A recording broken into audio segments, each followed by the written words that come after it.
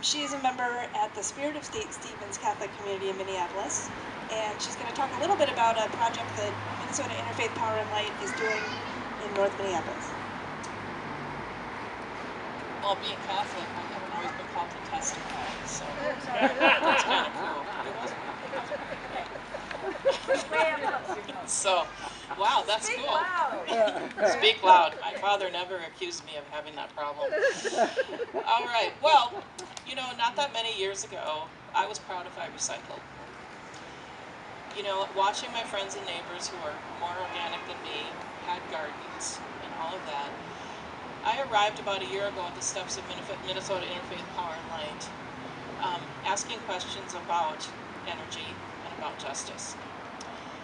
I am a liaison for the Spirit of St. Stephen's, bringing that connection back to my community that I've been a member of since 1987. So we set about the task on our solar team of diving deeply into the new community solar legislation. What we quickly learned when it opened and the way it developed was that if something wasn't done, there would be another instance of the haves and the have-nots. The people who could afford solar would have it. The people who couldn't would not. Community solar, even though it was meant and heralded as a promise for all to participate in solar, still had requirements by many developers for credit score minimums, and also a lot of them to pay up front. That's $8,000 to $10,000 per house if you wanted to power solar at your home, if you were a single-family household. So these are issues for us. So we dove in, developed 4 platforms of action, one of which was to lead by example. To lead by example, we wanted to collaborate on a project. So we put out a set of values based on egalitarianism, inclusivity, and workforce development. And we had a response from a developer, Cooperative Energy Futures, who shared those values. What's come of that is a wonderful collaboration where they volunteered a site that they had in development, Shiloh Temple in North Minneapolis, that has agreed to host a 233 kilowatt array, community solar array, specifically for the residents of North Minneapolis. There's going to be a labor force development, solar training for jobs for low-income people from that area.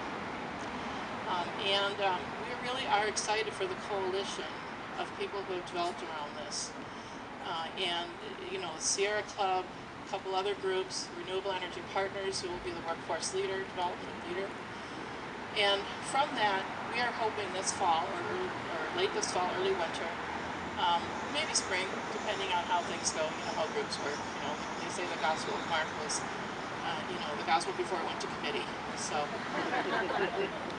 you know, we'll see how this goes. But it's an amazing experiment. And what we want to do is show these other developers that have come up into the market and have set these high credit standards and have demanded in their models to just build up front. And there's a lot of those models out there, you know, like McAllister's participating and others, corporate subscribers. We're happy with that, but they're ignoring the rest of it, which we think the program is meant for. So we want to bend the arc of this wonderful state program a little bit more toward justice for the poor.